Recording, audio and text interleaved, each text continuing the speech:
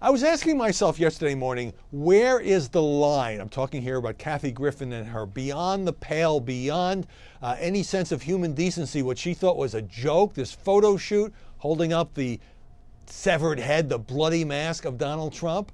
And the reason I was asking that question, as people were starting to criticize it, was CNN. Because CNN, as you know, has Kathy Griffin every New Year's Eve co-host this extravaganza with Anderson Cooper. And while CNN, it took hours to say anything, and then put out a kind of a tepid statement saying, yes, while we think this is terrible, we are evaluating what to do about Kathy Griffin. Now, if Kathy Griffin had held up Barack Obama's head, do you think CNN would have taken hours? And so finally, yesterday afternoon, CNN says, yes, we are terminating our agreement with Kathy Griffin. She's not going to be yucking it up with our chief news anchor or one of them on New Year's Eve. She's gone. But it took a while, and clearly what CNN was doing, in my view, was trying to see whether the thing was going to blow over. But it wasn't blowing over. Even many liberals, Chelsea Clinton and others, denouncing Kathy Griffin for what she did. But, you know, why would Kathy Griffin even think that this is acceptable?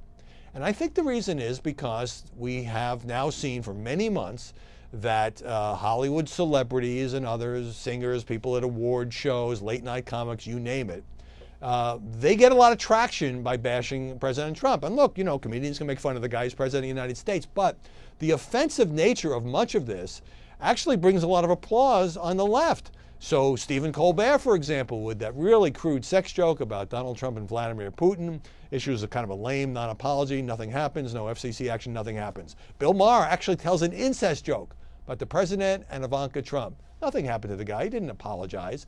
And there's lots of examples of this. Madonna talking about blowing up the White House. And so I think there's a sense in that community, although I sometimes wonder, like, don't they have conservative fans? Don't they have people who are maybe Republicans or even independents who watch their shows, go to their movies, buy their records? A sense that, you know, Trump is universally reviled according to all the people they speak to, and therefore it's okay. You can say and do just about anything. So what we found out with this whole Kathy Griffin outrage is that you can't. There are lines. There are lines you still can't cross in talking about the president or really anyone.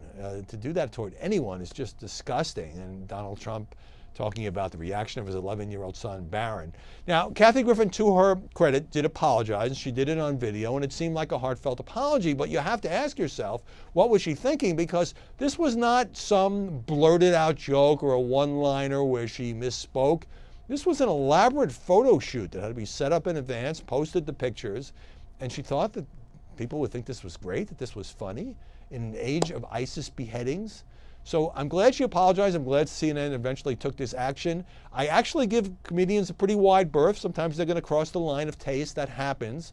And sometimes they need to apologize. But this is so far beyond the pale that at last now we have one of these incidents where, you know, the left and the right, all decent thinking people rose up and said, no, no, no, this is not acceptable. And maybe the people who want to, you know, again, you can make fun of the president, SNL, Alec Baldwin, that's all fine. Maybe the people who want to say and do really tasteless stuff involving President Trump, maybe they'll think twice or three times after the backlash against Kathy Griffin.